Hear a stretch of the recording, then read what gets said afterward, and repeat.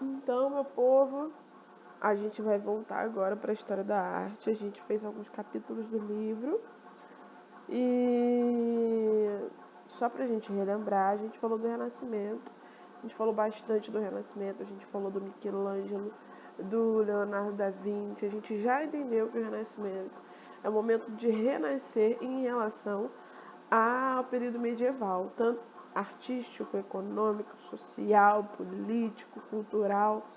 Tudo isso vem sendo falado no Renascimento. Porém, no final do Renascimento, em 1517, no Cinquecento, acontece algo bem importante, que seria a Reforma Protestante. Martim Lutero escreve as 95 teses contra a Igreja Católica, contra as coisas que ele considerava pecado na Igreja Católica, né? A venda do perdão, a venda de coisas sagradas, o comércio dentro da igreja, enfim, muitas coisas. A população ainda não sabia ler, né? Só que ele pega essas 95 teses e coloca bem na frente da igreja. E todos os outros sacerdotes pegam e começam a ler para a população. Então existe uma revolta generalizada nesse momento aí. E isso ainda no Renascimento, no Cinquecento. E aí vai ser um momento que o Renascimento, que a igreja vai retomar um pouco do expoente da arte, porque agora não vai ser mais Florença o mais importante, vai ser o lugar mais importante vai ser Roma. Na Roma é onde vão ter os papas. E eu acho que eu cheguei a falar para vocês que o Michelangelo acaba trabalhando para 13 papas, né? Porque o que a igreja pensa? Já que a gente não pode ir contra os renascentistas, a gente vai se utilizar dele. Então vai ser um momento que vai ter milhares de capelas com pessoas nuas dentro, sem parecer um pecado. Se bem que eu contei pra vocês que um dos papas que chamou Michelangelo para fazer a Capela Sistina, ele ficou bolado porque ele pintou o altar cheio de gente pelada, né? Ele tentou colocar roupa, pedir para outra pessoa colocar roupa, mas não quiseram. Então, só pra gente pensar que aí Roma toma esse pouco do expoente, porque a igreja ainda tem dinheiro e a igreja começa sim pagar os renascentistas para pintarem suas obras. Aí quando acaba esse 1500, acaba essa reforma protestante, vem a contra-reforma. E aí é nesse momento que nasce o barroco. E aí eu botei uma piadinha aqui, porque esses memes sempre servem pra gente entender e sintetizar a... o movimento artístico. Hoje eu acordei barroco, exagerado, dramático, cheio de contrastes emocionais. Eu vou fazer mais de um slide sobre o barroco, e aí vai ter um que eu vou falar só sobre as características da pintura, mas agora vou falar basicamente do contexto político, social, cultural da época, tá? O barroco, na verdade, é um movimento político. O Renascimento englobou vários conjuntos de valores, né? A gente sabe do individualismo, do hedonismo, do humanismo, classicismo, milhares de valores. Os sujeitos do Renascimento se afastavam dos valores medievais. Os valores medievais eram extremamente religiosos. E aí o Renascimento, como começa a pautar as coisas sobre a razão, quer se afastar o máximo possível do medievalismo. A Igreja Católica tinha monopólio total do conhecimento, além de ter muito dinheiro e exercer poder político diretamente. Com a Reforma Protestante de 1517, a Igreja Católica se reuniu para traçar estratégias adequadas para fazer uma boa manutenção do seu poder, chamado Concílio de Trento. Eu vou mostrar para vocês, convocado por Paulo III em 1545 durante 18 anos e terminando em 1563. Ou seja, esse Concílio de Trento durou 18 anos, para eles traçarem objetivos de como eles iam retomar os fiéis que eles tinham perdido. E o poder, porque quanto mais pessoas estivessem dentro da igreja, mais poder você teria domínio sobre a população, sobre a política, enfim. Surge a Contra-Reforma, que aí, a Reforma Protestante é uma reforma da Igreja Protestante Luterana. E aí a Contra-Reforma, ela vem da Igreja Católica, movimento cujo seminal foi Martinho Lutero, tá? Já tinha dito. A arte seria a estética da propaganda da Contra-Reforma. Ou seja, na Contra-Reforma, a Igreja Católica começa a financiar muitos, mas muitos artistas para pintarem o que eles querem da forma que eles querem. E aí o Renascimento sai um pouquinho de jogo.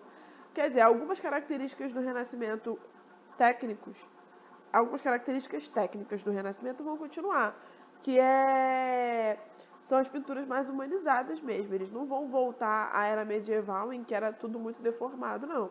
Vão continuar com esse tipo de pintura.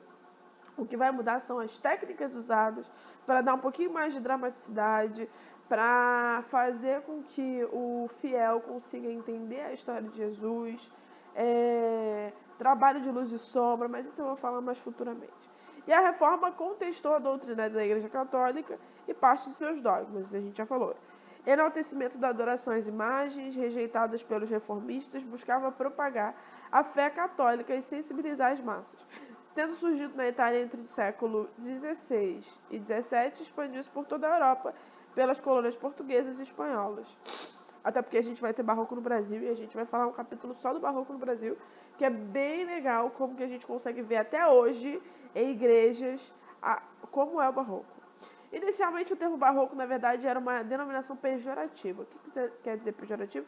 De forma negativa, sabe? Depreciativa, que passou a ser usado em meados do século XVII para se referir a algo grotesco, de mau gosto, quase um absurdo.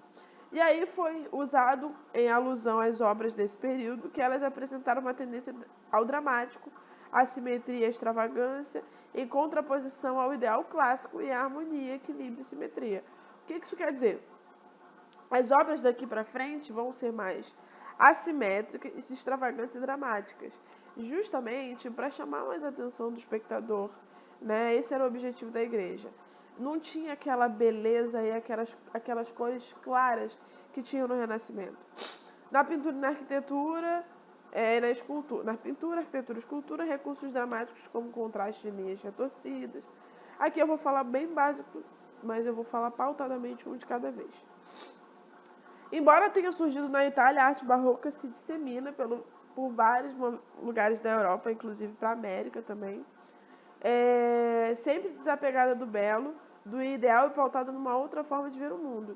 Embora cada lugar do barroco guarde características próprias, o historiador Heinrich Wölfflin aponta para alguns traços que distinguem as obras, entre elas de que é possível apontar a percepção da unidade e diversidade ao invés de prevalecer a unidade de cada parte. Por outro lado, a prevalência das manchas, massas e cores para representar os objetos e o uso de composição diagonal são algumas características. Então, a pintura barroca, a gente vai ter um nome bem importante, que vai ser Caravaggio. O Caravaggio é o cara mais importante desse momento. Vai trabalhar a luz e sombra como ninguém. A gente vê pela dramaticidade. A gente vai ter muita pintura escura, com uma luz vindo sempre na diagonal, sabe? Porque dá sempre uma dramaticidade. Contrastes acentuados entre claro e escuro, intensificação do sentimento com a dramatização e a valorização da emoção. Assimetria e dinamismo. Assimetria, gente, é que no Renascimento eles trabalhavam a perspectiva num nível de nossos olhares todos irem para o mesmo canto, sabe? Eu vou deixar isso mais claro no próximo slide. Olha, o efeito de luz e sombra a gente vai ter muito aqui.